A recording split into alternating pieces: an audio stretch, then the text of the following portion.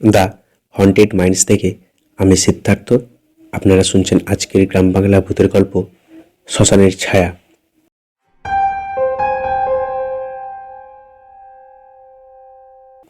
কলকাতার এক তরুণ সাংবাদিক অরিন্দম একটি রিপোর্টের কাজে শান্তিনগর নামের এক গ্রামে আসে।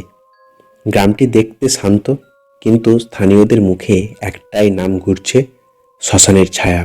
রাতে হঠাৎ সে দেখে দূরে এক পুরনো শ্মশানের কাছে ধোঁয়ার কুণ্ডলী আর এক ছায়ামূর্তি।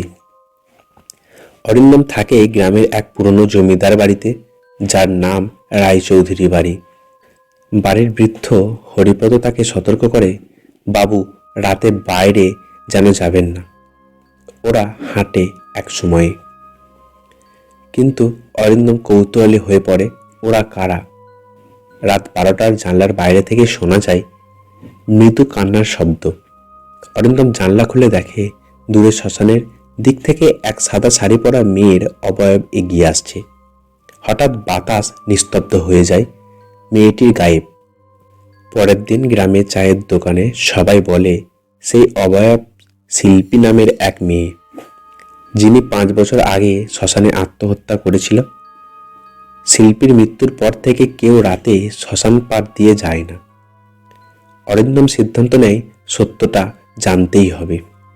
রায়চৌধুরী বাড়ির পুরনো আলমারিতে অরিন্দম পায় এক ছেঁড়া ডায়েরি, শিল্পীর লেখা। তাতে লেখা, আমি জানি ওরা আমাকে ছাড়বে না। আমি যদি বেঁচে থাকি, ওদের গোপন রহস্য ফাঁস হয়ে যাবে। শেষ পাতায় রক্তের দাগ আর লেখা, আজই সেই রাত। সেই রাতে আবার শিল্পীর ছায়া দেখতে পাওয়া যায়। সে ফিসফিস করে বলে, ওদের থামাও, ওরা আবার আসছে। অরিন্দম বুঝতে পারে এই মৃত্যু অস্বাভাবিক নয়, এর পেছনে মানুষের হাত আছে। অরিন্দম খুঁজে বের করে যে রায়চৌধুরী পরিবারের লোকেরা অবৈধ জমি দখলের জন্য শিল্পীকে হত্যা করেছিল, তারপর আত্মহত্যা বলে সাজিয়েছিল। তাদের নাম প্রকাশ করার পর থেকেই গ্রামে একের পর এক অদ্ভুত মৃত্যু ঘটছে, সবাই যারা এই ঘটনায় জড়িত ছিল।